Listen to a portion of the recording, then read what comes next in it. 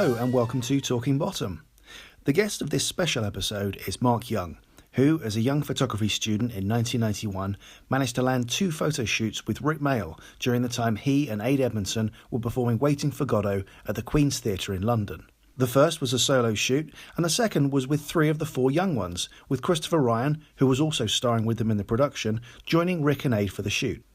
This interview took place over Zoom and the connection was a little bit patchy, but we hope you enjoy this unique insight into that time 30 years ago when Rik and Ade were stars of the West End, with a little show called Bottom about to grace our screens for the very first time.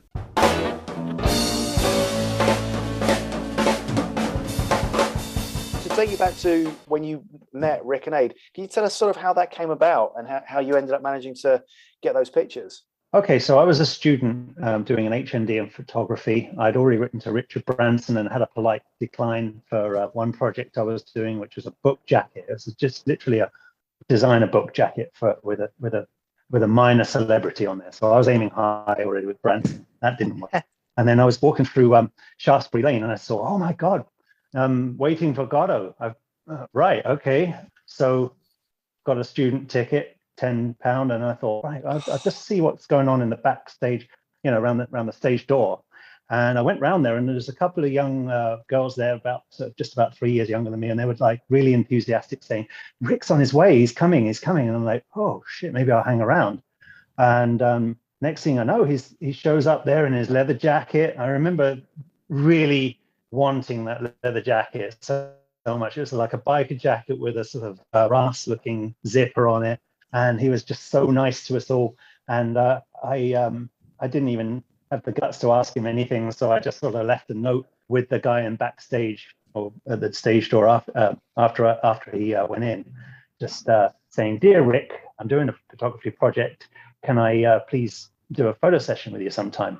And here's the deal, right? I never took a camera with me. I always used to set up things. This is the first time I ever tried it. It worked. And that led on to so many other things after that. Never show up with a camera, never be a paparazzi. Just go there with a little letter, ask for a permission, and then make an appointment.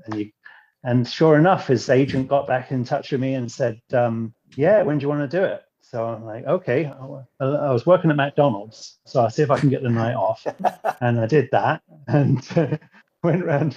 And what I needed was an hour before he was due to go on stage, because he literally didn't have much to do. I mean, sorry, he's just literally put on a scruffy-looking bowler hat and pretty much came ready for the thing. Yeah, my photography teacher, Kevin Liggett, who still works at Kent Institute of Art and Design, even now, he said to me, "You've got to do this properly. Take a studio camera with you. And as for lighting, don't worry about flash. Just point a studio light off the back wall and it'll light everything just nice and even." So I just took everything like that. It looked like I was a soldier. I literally had a big green backpack on full of this lighting gear, a great big tripod that was way too heavy for me, and carrying that like a gun. So imagine I'm going through London like this, carrying this great big thing that looked like an M60 with a great big backpack on. Nowadays I'd probably get arrested just for looking like I did. And I really had an attitude as well. I carried this don't mess with me. I've got a tripod. So I had all the gear with me, all stuffed in that backpack, literally thousands of pounds worth of equipment, and just a student with no insurance or anything. And set up there. He let me in. He just said, "Yeah, just get on with it." And I just set up, and we were chatting as we set up. Then he went out to the room for a while, and I did actually have a little snappy camera. Managed to get lots of pictures of all the fan mail and the flowers and, all the stuff. So obviously, there was in this dressing room, there was even a bed. I assume that if he really tired, he could just stay the night. Anyway, so forget the tripod, left that alone and just did it all freehand. And he was fantastic. The first thing he did to really take me off my nerves, he just did this. He had his finger up his nose and he looked like really bland at me. So we worked from there. I was very aware that sometimes with these people that overly photograph, that they have these stock poses that they always do, and I think finger up the nose is one of his standards. So I was really trying to coax him out of doing his stock things. This one as well. Did you ever do that? He just bends down like that. Yeah, we didn't actually do that one. Yeah. I've seen him do that there's a few pictures of him doing that, and I've seen him a video of him doing it as well. The nearest we got to that is after we finished the session, I said, let's do a mirror. And it was the worst thing I ever did with him, because I had this, me and my friends back in Portsmouth, we had this, had made up this, we were going to do this, the perfect grimace. It was like, I'm going to do it for you right now, right? You had one eye really squinted, one eye really bulbous, and then you twist your mouth around as well. And I'm going to really impress him with this like really comic gurning face. Of course, that's my only picture now with Rik Mayall. Yeah. Well, it was for about 9 years anyway. And when it was published recently, Yeah, brilliant. That's the one they used. Yeah. I forgot my penis reference. He had his finger pointing downwards. Like that, you know. Sure. Yeah. It's a great. There's the penis reference. There you go. So he was fine. You know, that I learned a lot from that picture. You don't have to do a stupid face. Look really like breezy, like nothing's going on, and do something that just catch the attention. Yeah. From that, you then got invited back, didn't you, to do like a group session with them? Yeah, because when we were talking, actually, just if I can rewind a bit, when I'd done with the actual main photo shoot, he got a call from his agent, and it was a really important call, but he let me stay there. That's so weird that someone would let me stay there, but I had to clear up anyway, and I had some film left, and I just got a load of pictures of him on his phone. I mean, just on the, you know, on the phone. We do another British Empire. No, not British Empire. Sorry, what do you call it? The politician. New Statesman. New Statesman. Yeah, it shows I didn't watch that one very often, was it? You know, I'm pure bottom, me. Yeah, he was doing the typical actor thing of like saying, "Oh no, I've done that enough now. I've done that enough. How much?" You know. So he was actually planning another one after all. Anyway, so I did a bunch of those pictures, and then as I was clearing up, he said to me, Mark, piss off." Okay. But yeah, one thing I think we talked about just before I pissed off, before he got on that phone, is let's do another one with the rest of the original Young Ones crew. Yeah. So that's what we worked on. And I sent another letter, always wrote to the right people, and they invited me back, like I said, 2 weeks later. So I had to have a theme for this. I couldn't just go in and just do these guys backstage. I feel like I needed to reference something. So I referenced David Bailey's picture of the Cray twins, or rather the Cray brothers, because there was one picture of three of them together.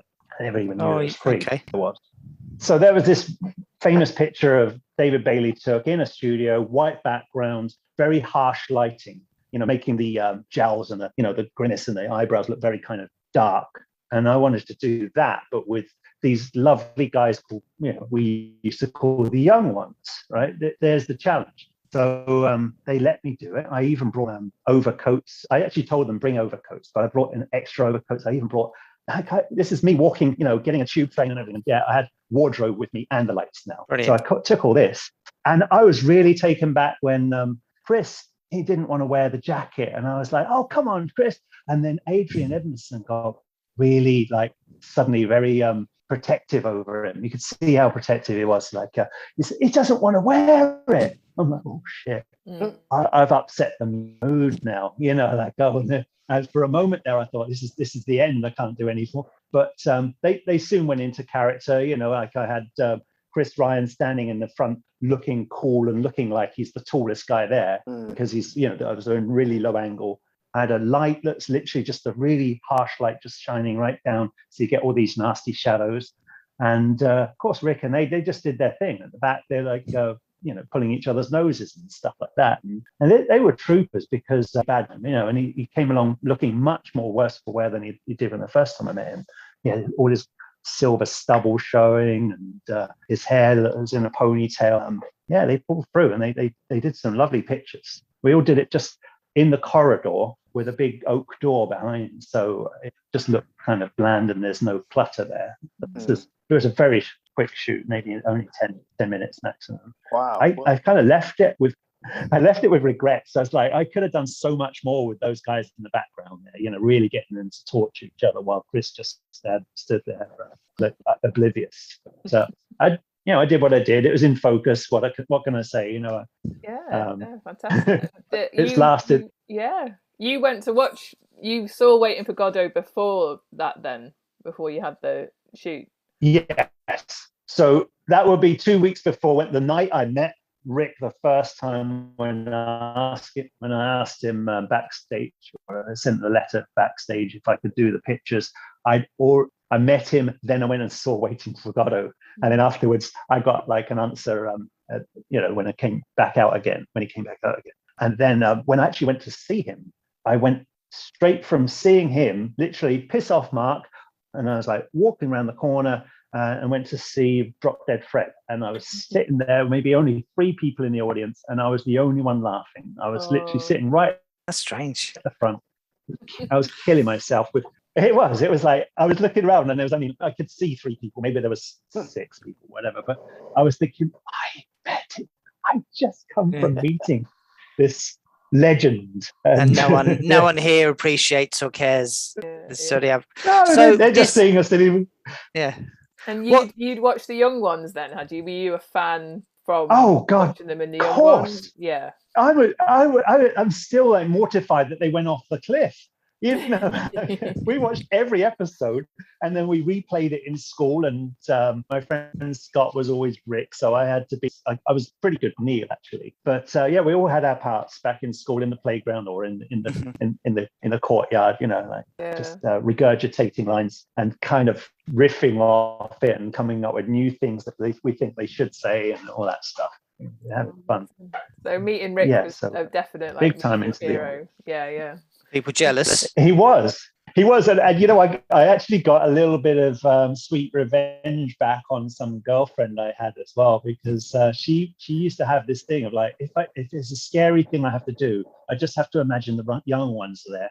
Like for instance, so she'd say, if she had to walk into a dark woods or something, well, if the young ones are there, I imagine they're there. So I went back and saw her about a year later after I took these pictures and said, I've got these pictures of the young ones. And she's like, no, you lie. And I showed her, and she's just like killing herself. When you saw Waiting for Godot, what did you think of it? Oh, okay. So how old are you when you're seeing this as well? 23. Okay. So you can understand it at that age, I guess, pretty much. I don't know how.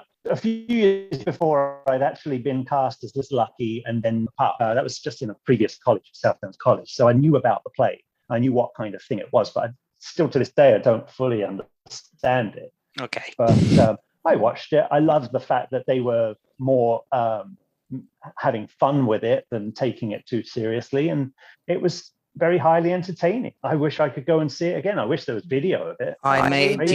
Video. Yeah. We was our next question. Trying to find if there's anyone. No, of course we don't. No one does. There's footage of their rehearsal that was on BBC News or whatever. So you find that on YouTube. But no, that's the most annoying part of theatre to me, is that it can just vanish off into the ether, lost forever for all time, and it should have been prepared. So how long after seeing the show did you see Bottom, and did you notice? I kind of, did you see any similarities between Godot and stuff at that age, having experienced that in the room? Yes, I can see that was their 2 characters that they kept. They wouldn't let these 2 characters die. They had previous. I saw elements of the Dangerous Brothers in there, and also Filthy Rich and Cat Flap. It's all Richie and Eddie, isn't it? It's always Richie and Eddie, and so they were just really carrying it through to Bottom. But when Bottom came out, I was like straight there in the studio audience at BBC, watching it and loving it. How many did you get to see shows being recorded? I believe I saw 2. I get confused between that one and Some Towers. I definitely saw a lot of Sean Hughes as well at the time. It was definitely twice I went to see Bottom. I remember they don't let you out to go to the toilet, so literally you're pissing yourself laughing. Which episodes did you see recorded live in the studio? Oh, I could tell you that. The one where he gets his underpants filled with custard. One of the absolute best ones. That's amazing. Culture, yeah. That was it. Oh my God, that was the chess episode. How was that? Do you remember much of it? Like them entertaining the audience when they were between setups and that kind of thing? Yeah, there's a little rivalry there too as well. I think Mark Lamar came on as a warm up, and really? That was the first time I ever saw him, and he was fantastic. And then and then when they came on, they could have been their own warm up, man. They were just fantastic. Well, especially Rik. I mean, I noticed with Aid, he's always a little bit more subdued. But no, Rik was crazy, winding us up and getting us ready. He's the eternal showman, isn't he? So even if they're not recording, once the cameras have stopped recording and they're doing the next setup, he wants to be provoking the audience, making them laugh, keeping them going, you know. That's right. Never stop recording. What was the other one you saw? Can't remember. I can't remember anything about the other one, which is making me wonder where I just imagined it, you know, because I started thinking, oh, you know, the one with that guy from 8.5 Hot Mum. No, that was Sean Hughes again. I do remember one thing, though. I met my future wife the next year, and it turns out we both went to the same Bottom show. So Isn't that weird? We both went. She went with her brother. I went with some. That's when you know they're the one. Am I right in thinking you then got invited to the Guest House Paradiso premiere to take pictures as well? Well, by then I'd actually sold my soul and become a paparazzi. So I did actually show up with my normal, you know, SLR and flash on the top. But typical to me, I didn't ever do, this is my rules of paparazzi, right? I'd never do a doorstep thing, which means you never stand outside someone's house while they've just had a divorce. You never chase Diana or anything like that. But what I did do was really make friends when I got there. Of course, it took no time at all. I was inside. So it was wonderful. I actually met Rik's wife. And I used to had this thing where I would just ask permission for every single thing. I actually went up to Rik's wife and I said to him, maybe it was him. I said to her, you know what? He started my career. He's because of Rik. He said yes. That actually gave me the confidence to ask all these other comedians, you know, to be my portfolio and all that. So, do you think I could go up and ask him, or go and, you know, just thank him for that? And he goes, go and tell him yourself. And of course, what I did. And then that's when I finally got, after we left at the same time, I managed to get a picture of him where I wasn't looking like an idiot. Did he remember you? I don't know where that picture is. I keep finding it every now and again. Did he remember you from? No, I mean, he pretends to, doesn't he? You know? Yeah. Okay. Oh, the session. I did. I sort of reminded of it, and he was all like acting like he did. I don't know whether he really did or not. I mean, so many people, but he made me feel like he remembered me. So that's all that matters, right? Yeah, I suppose so. Yeah. And is he your favourite ever celeb that you've photographed then? Is he a special place in your heart? Definitely. I've actually got personal friends that are celebrities I've met before, and yet Rik tops everyone. That was the last time I ever saw Rik. So, you know, they're thinking, this is great. You know, like this is going to be forever.